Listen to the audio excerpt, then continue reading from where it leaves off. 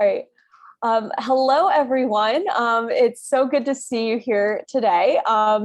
So I just want to welcome you all to the Liberal Arts Mentor Program webinar series. This is the first one in our fall series. The last Wednesday of every month over the noon hour.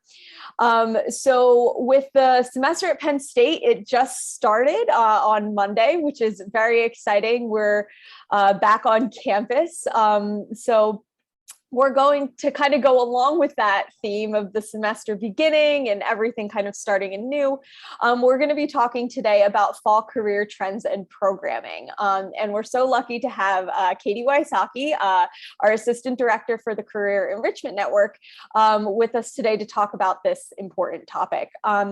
So quickly, just before I hand it over to her, I want to encourage you all to please feel free to ask questions throughout the presentation. You can use the chat. I'll be monitoring it. You also are welcome to unmute yourselves and ask any questions that you have throughout. There will also be time at the end of the presentation for questions as well.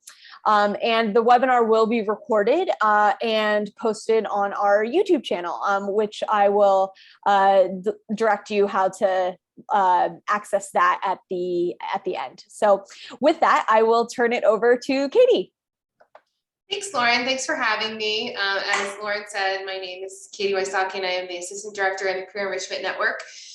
We are coming up on our 10th anniversary this year, so excited about that. And I'm fortunate enough to be engaged with 6 of those years, so I truly love my job and look forward to continuing and developing for our students and connecting them with great alumni like you. I appreciate you being here.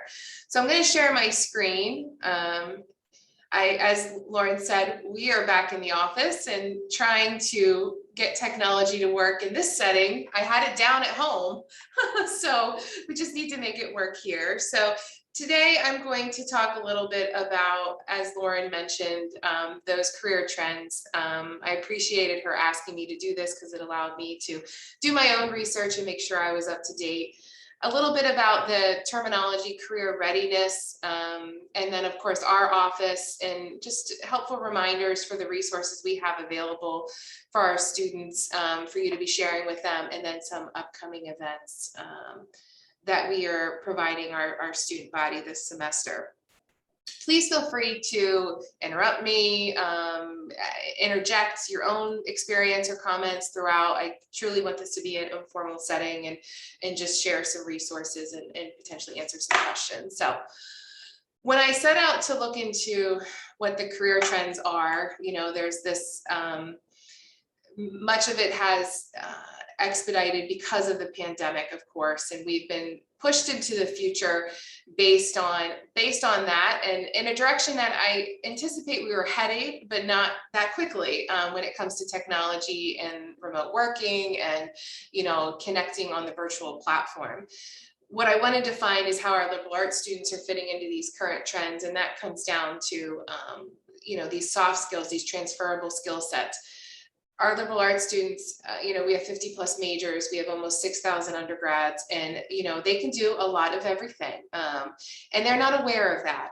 So part of our task as career coaches in the college is to help them to understand how they fit into a variety of industries and a variety of career paths that aren't necessarily primarily focused on their major, but the foundation of that passion and focus along with these great skills that they get.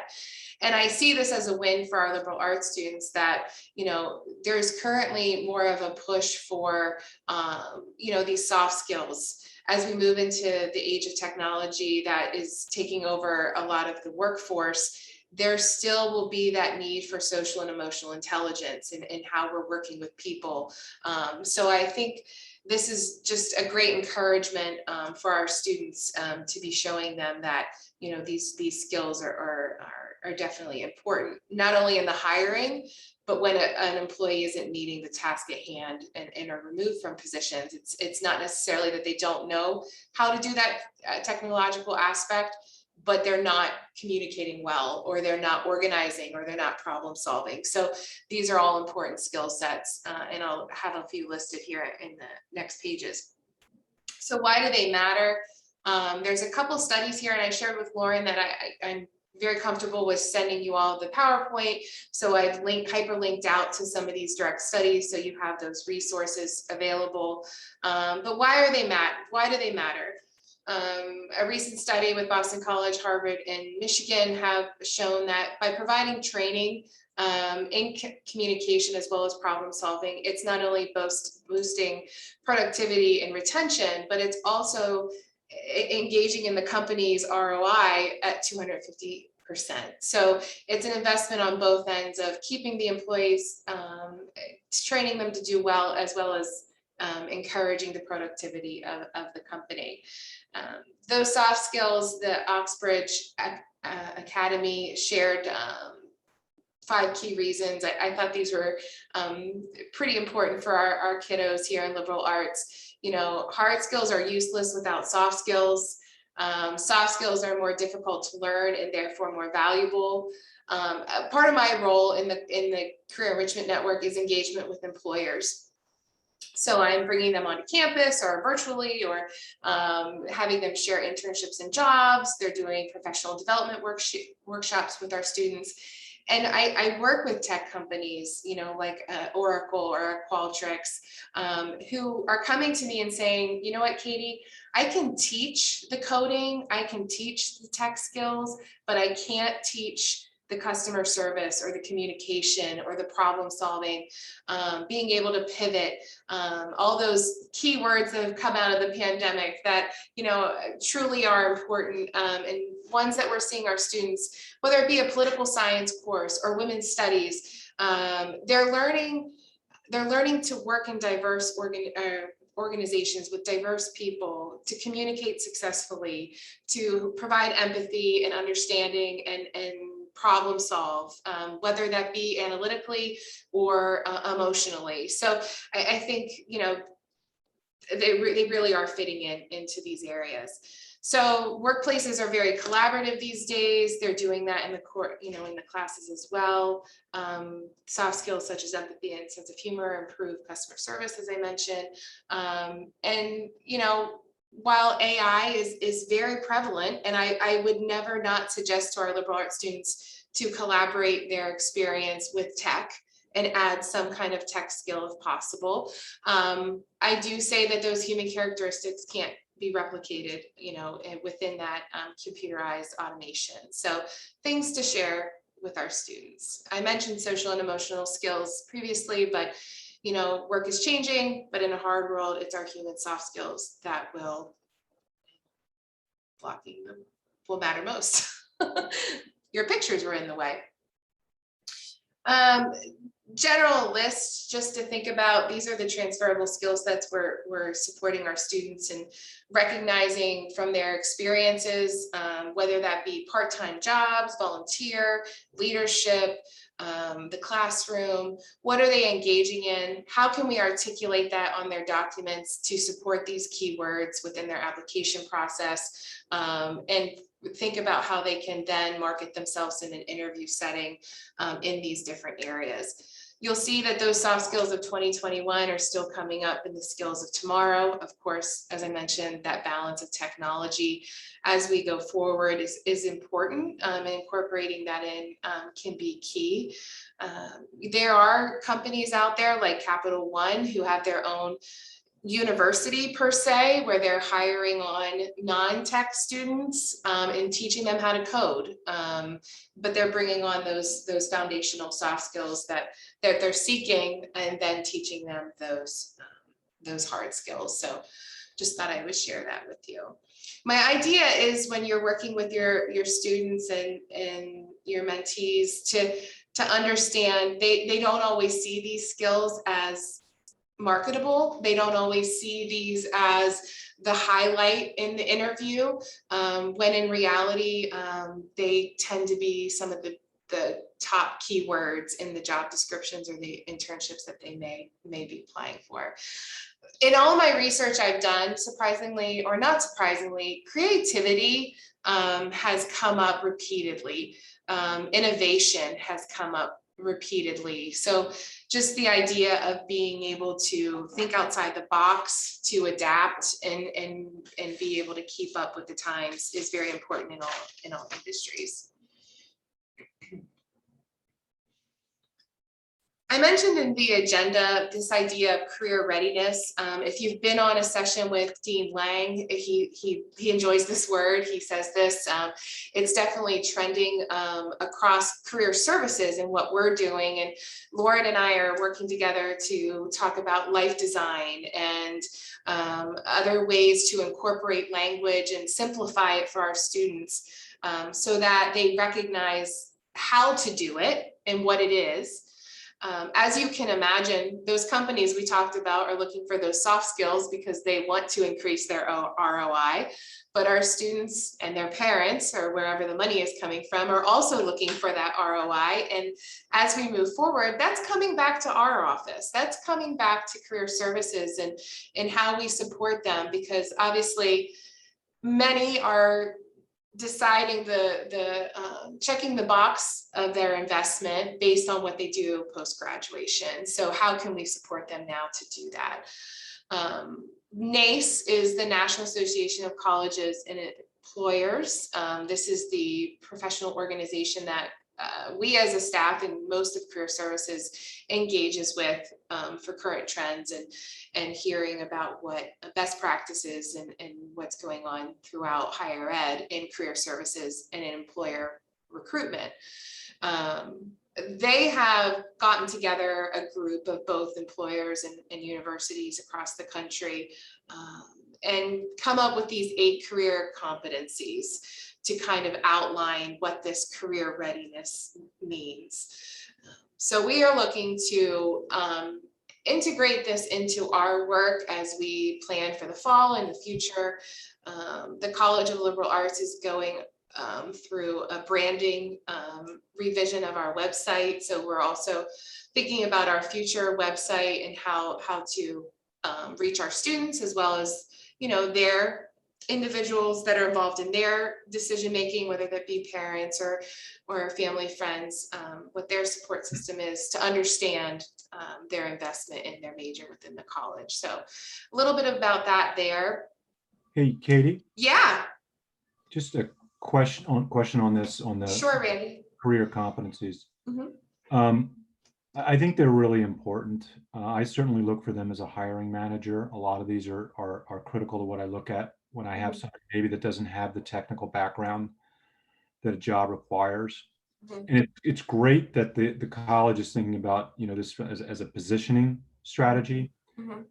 Have you considered how to maybe even bring it down a level to the students themselves to say, career and self-development, here's 5 things you should be thinking about as it relates to career and self-development as you think about getting yourself ready for going out to the workforce when you graduate, and so on and so forth with the 8 different items. But I would imagine that type of, you know, and it's not a how-to list. I think that's way oversimplification, but just giving them some hard and fast examples of what they could do in each one of these areas, not only to get themselves ready and actually do them, but also to cite them when they're interviewing and to cite them on their resumes would be really helpful.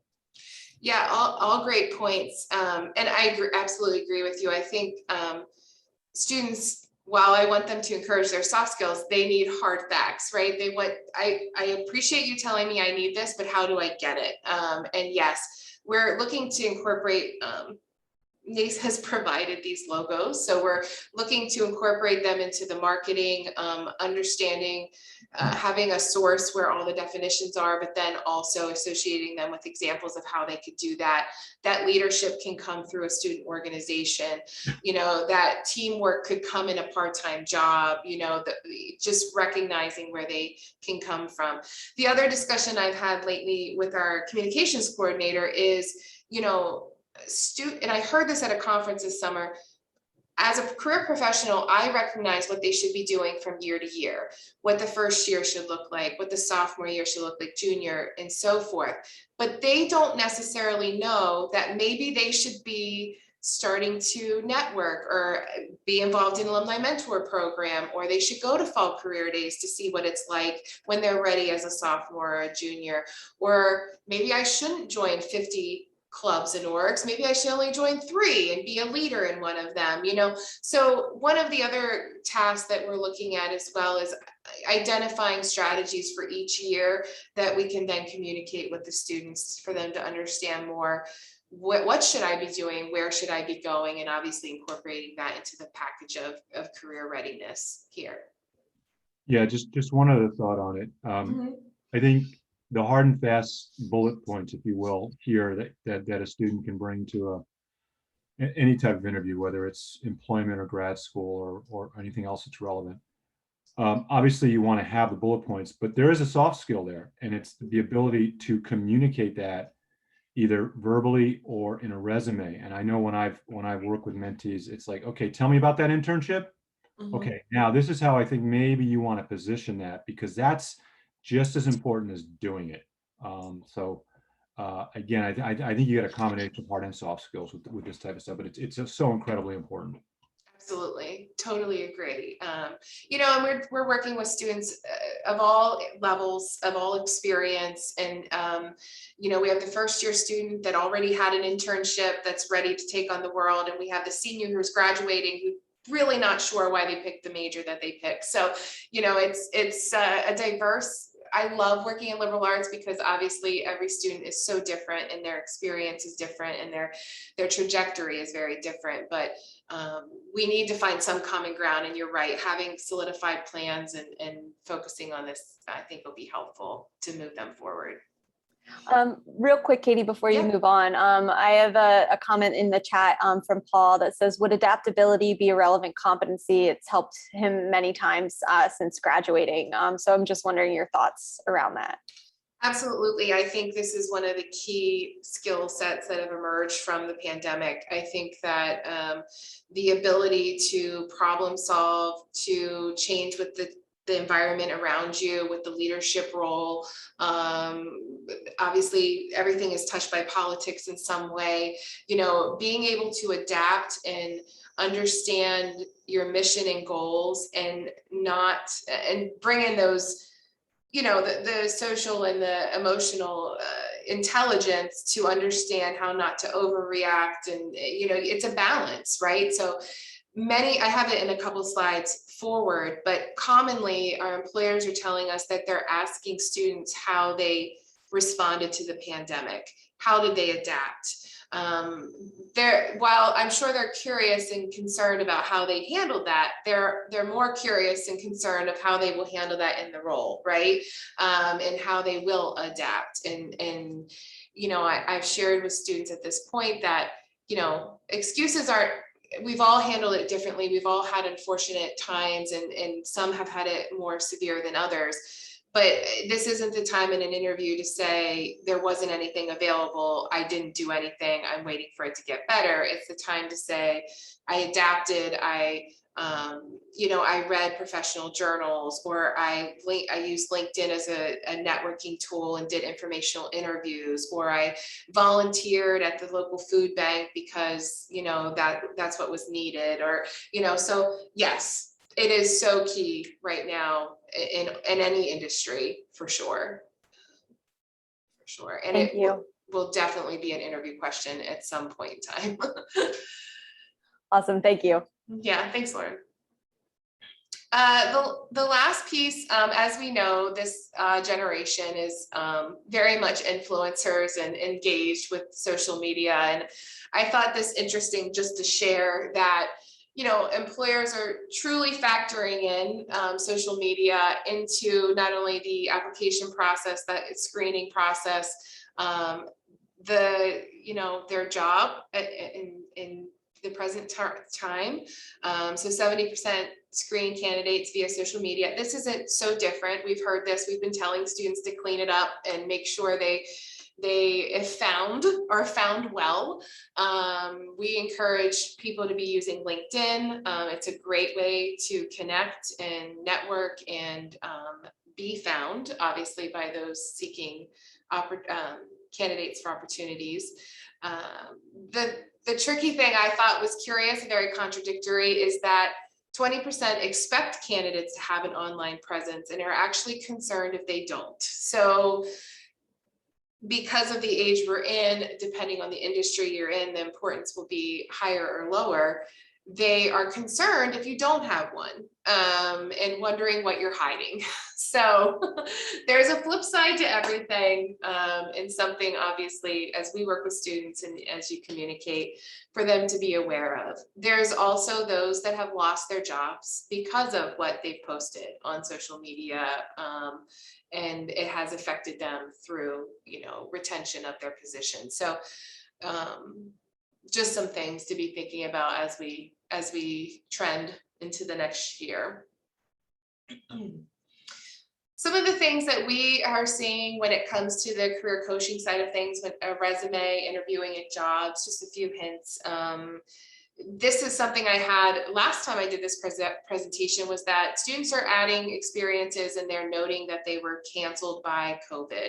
We've had a lot of students had awesome internships and they canceled instead of going remote. We've had lots of students miss out on study abroad because of it, and they've added this terminology. This is something that is going to be removed eventually. While it can be understanding in the times, it also can show concern for, you can't live off of the lack of skill from it for long, right? So just to be aware of the timing of that. I don't think that should be forever, but something that could show as a solution to what they might have missed out on. Application tracking systems, these are being used more and more commonly within the recruiting system. Obviously in big industry, we see the big four using them. We are finding more and more it is key to specialize their resume. It is key to use the keywords found in the job description. The document, we're shying away from templates because some templates are, we've always been against templates, to be honest. But when it comes to an ATS system, they're not reading them. So the more color, the more image, the more graphics, the more likely it's not to make it to anyone physically to read. So keyword specialization, very important with resume. Interviewing, I mentioned in the last slide, how did you pivot in COVID? How do you adapt in situations? How do you work remotely is coming up. Virtual interviews were something before the pandemic, but obviously now a true solution to not being able to be in person. These could be, as we're doing right now, in Zoom or Skype, and they could also be recorded. So students are given questions that are pre-recorded for them then to have, sometimes they have multiple chances to complete the question. Some companies are seeing all of those oopses and some are just seeing the final product. But those virtual recorded interviews tend to also use an artificial intelligence, and they are also looking for keywords and inflection and body language and eye contact with it's amazing what a computer can pick up on. So we are trying, working with companies to incorporate professional development workshops. AlQ is doing a virtual interviewing workshop for us at the end of September, just to keep our students aware of what's going on. There are available positions out there. Students obviously need to be able to pivot and understand that, their first job is not their last. We've been saying that before the end of time, and that they will not start in a vice president role. So those are just common things, but being able to see relevancy in a role, see a future trajectory into what they want to do, and be able to market those skills to make it the connection for that recruiter who's reading. For those that haven't been able to find what they're looking for, again, we're supporting that. Volunteer and student leadership can also be a great way to enhance their resume and network all at the same time for their future path. These are just some pieces of advice we've gotten in the last year from employers that we're working from, to support what we've just discussed. The NGIC mentioned that the National Ground Intelligence Center collaboration remains critical Even if it's virtual, you need to be able to, work with others, soft skills. Politico at the bottom has shared that one piece of advice for students is that they should think of their LinkedIn page as their virtual first impression. So obviously they're looking and engaging in that.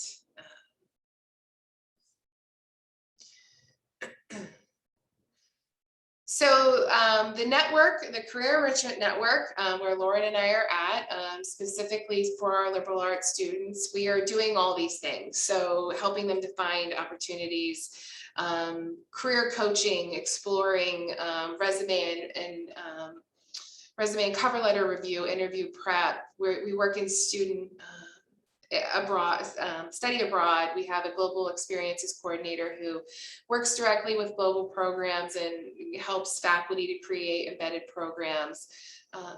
And then of course, we also have a wonderful enrichment fund system that I manage with our communication stewardship coordinator, and our through generous donations and funds.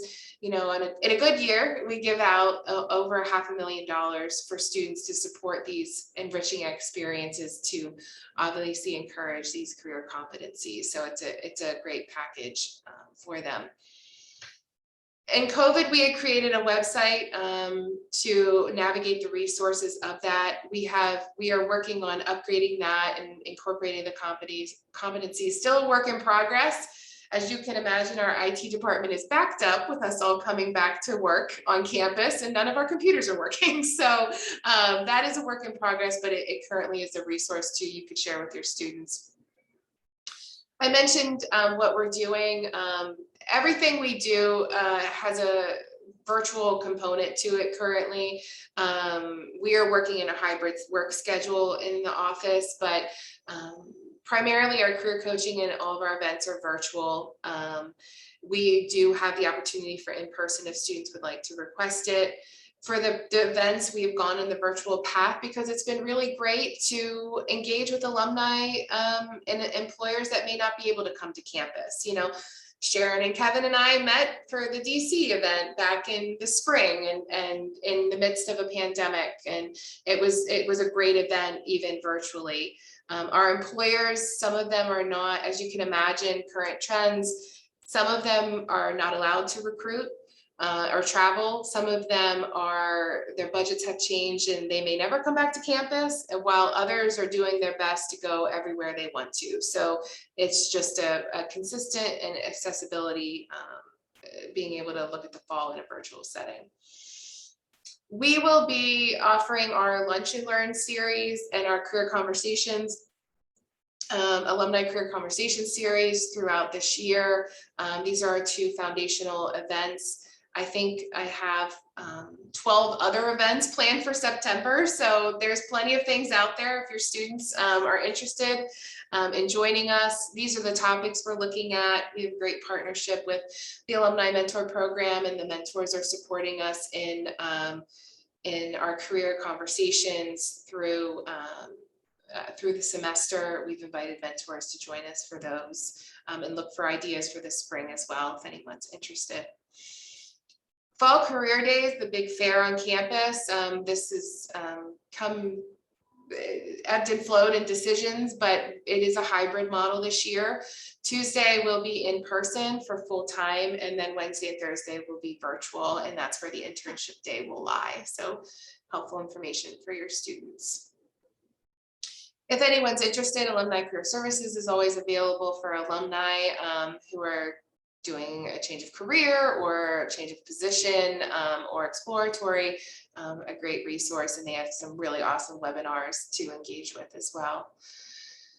Last piece to bring it all together is for all those opportunities in our resources, Nittany Lion Careers is where we're sending our students the platform for the university. All Commonwealth campuses as well as academic colleges use this. This is where they'll find jobs and internships. They'll be able to schedule career coaching appointments with Lauren and I and the rest of our staff, as well as RSVP for events, career fair information, and other additional resources that are available to them. So with that said, I will stop talking. Does anyone have any questions?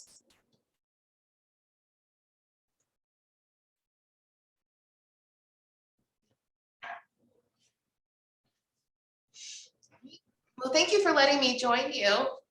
I appreciate being here. Can I ask a question? Sure. I'm Paul Kravan. I graduated in 1971 with liberal arts, and I've had a number of opportunities over the years to work with students, both up at school and remotely, and I've been a mentor a couple of times. But the question that keeps coming up in my mind is, I'm in my 70s now, and I mean, my experience was a whole lot different in the job market like 50 some years ago. But I've learned an awful lot about resumes and interviewing and the whole the whole process of making connections and things like that. And I'm just wondering whether I'm just too old to do that. I'm too out of touch with with the technology and with any kind of new dynamics. But I'd like to think that the things I learned over the years, especially as a liberal arts graduate, helped me survive. I mean, I've had my own business now for 30 some years, but I don't know that I ever would have been able to do it without the exposure to different kinds of things in the College of Liberal Arts. So again, it may not be a one-on-one kind of a thing, but I'd certainly like the opportunity to be like on a panel or something like that, because I didn't start at Penn State to become an accountant or a doctor or a nurse or an engineer. I'm still wondering what I'm going to do. I'm in my 70s. I'm still wondering what I'm going to do with my life. But the liberal arts experience really helped prepare me to be open to options, to different kinds of things. And I've had many jobs over the years. I haven't worked for the same company for like 50 years, like my father did, and my brother and my two sons. One of whom is a Penn State graduate. I've been all over the place, and I've learned a lot as a result of that. I don't know that my boys could talk in the same context, other than the fact that they're younger. My younger son is in his late 30s. The older boy, the Penn Stater, is in his late 40s, and I don't know that they've been in the job market other than just trying to move into new situations within their own organization. Whereas I've bounced all over the place and I've learned a lot. So I'd love to see if there's a way that that an old timer like me, and I'm a pioneer now. I finally made pioneer this year. I'd be happy to be part of that process. Thank you so much. I really appreciate that. I think, you're right. The liberal arts perspective is so important. And I hear from a lot of our young alumni too, who come back and say, I didn't recognize what you were saying, Katie, until 3 years out, when I was, working in the professional field and experiencing those soft skills and seeing what I learned and how well it interjected in what I was doing, as opposed to someone else's academic college here at Penn State. We won't name any names. So, but yeah, for sure. I would really appreciate that, Paul. We do a lot of panels when it comes to liberal arts and understanding the benefit of it. I think I also engage with employers. Deloitte tends to do a program for us, liberal arts students wanted, and why are they wanted, in the consulting field. So yeah, thank you. I will write that down, and I appreciate that for sure. And when it comes to the resume and keeping up with the current trends, Lauren will share too, we always feel like we're holding on to the past sometimes because it changes so quickly. So your great experience and your great advice is so wonderful to share with the students. And please always feel free to send them our way to get that career coaching when it comes to the resume, and learning more about perhaps some of these AI systems and mock interviews and such. The only thing that I'll just quickly add to that is that I think that there are, we do have a lot of resources for updates with resumes, cover letters, application materials, et cetera, on that Get Hired website that Katie had mentioned, that you'll have the link to. I'm going to send out her PowerPoint to everybody who's here after this. So that's definitely a good resource to take a look at. And like Katie said, sometimes I feel like, even as this is what we do for a living, I feel like there are sometimes I'm far behind. I'm behind the ball on some of these things. And so if you ever have any questions, or if a student is coming to you with questions about this, please don't hesitate to reach out to our office, and we're happy to help you. Lauren and I just volunteered this morning to create examples for liberal arts resumes. So once her and I get that together in the next month or so, that could also be a resource for your mentors, Lauren. Any other questions? Thanks so much. We're really excited for the fall. Every semester has looked a little different in the last year and a half. It's great to look out on the lawn and see students walking by. We'll see how the semester goes and go from there. But we appreciate your engagement. And if you have any questions, feel free to reach out. Awesome. Thank you, Katie, You're so welcome. much for all of this information. I hope that you all here enjoyed it as much as I did. I found it really insightful and informative with some of the different trends going on for liberal arts students. Also, remember, in addition to the presentation, Katie's presentation, I'll also send out a link to the recording of this. So if you want to watch it again and pick up any extra info, you can. Our next webinar will focus on trends in graduate school applications. We are going to have the assistant dean from the graduate school come in and present on that topic, just to see what's going on in that realm. And that'll be on September 29th at noon Eastern time. And an email will be sent out soon with that registration link. But in addition to all of this, if you haven't already, I think most of you have, please make sure to update your information in Lion Link if you haven't already. It just helps me and Ellen out when we're going through and matching for this semester. And you can find all of this information on our website at mentor.la.psu.edu. But otherwise, have a wonderful rest of your day. Happy start to the Penn State fall semester, and we hope to see you all on campus soon.